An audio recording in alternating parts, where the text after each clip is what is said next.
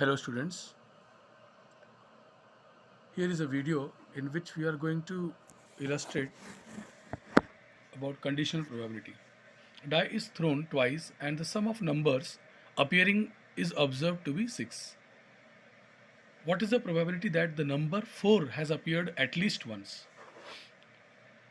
So we have to first consider that there are two events. First event, we have to find out the probability that the number 4 has appeared at least once. So let us consider this to be the event E.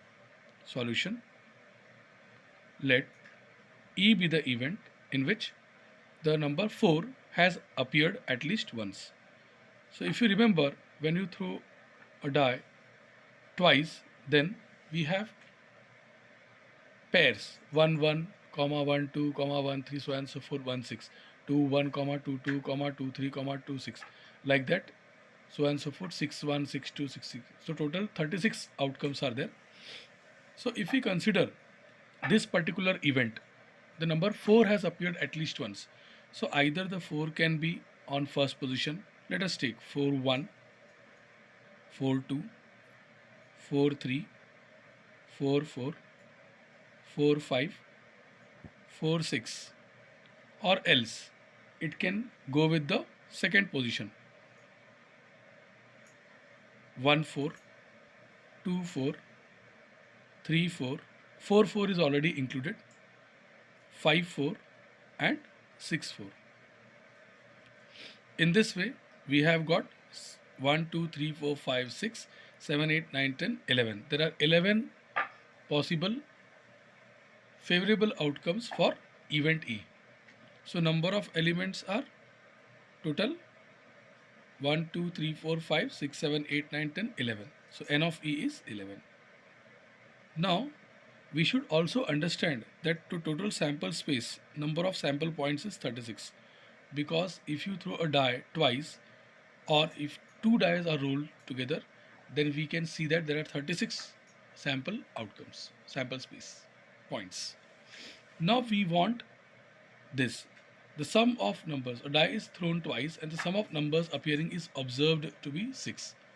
So let E be the event, let F be the event in which the total of the scores appearing on the dice, like first it is thrown, then second time it is thrown, then sum of the scores should be 6. So what are the possible outcomes? Say for example, when it is thrown first time we got 1, and we expect that in second time we are getting what, 5. So this could be the one of the outcome.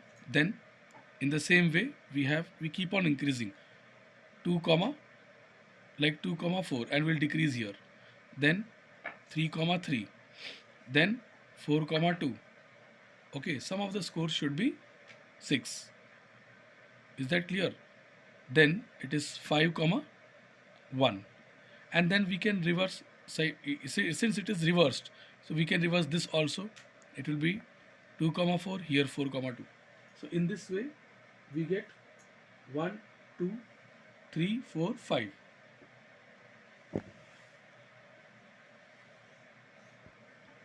So total 5 outcomes. Now n of f is 5. We should never forget that how to decode the question in mathematical form. It is given that it is given that the sum of the scores is observed as 6. So actually event F is given, so it will come in the denominator. Then event E, probability of event E has been asked. Number 4 has appeared at least once. So event E has been asked. So we have to find basically P of E by F. F has already occurred. We have to find out the probability of event E. This is called as the conditional probability of event E, provided that event F has already occurred. So mathematically the formula P of E intersection F divided by P of F. So it is very important for us now to find out the intersection. So what are the intersection common points? You can see that here it is 4 comma 2 is there. Here also 4 comma 2 is there. 2 comma 4 is there. 2 comma 4 is there. Here we can also see that there is no such pair which has this particular condition in both these cases. So we get only two ordered pairs. Two pairs. So E intersection probability of P intersection F is nothing but what? 2 divided by total number of outcomes of the original sample space. So it n of E intersection F divided by n of S. So it is what?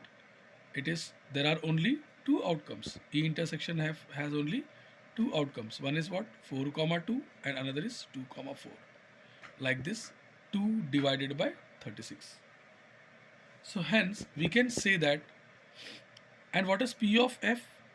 P of F is what? 1, 2, 3, 4, 5. 5 divided by 36.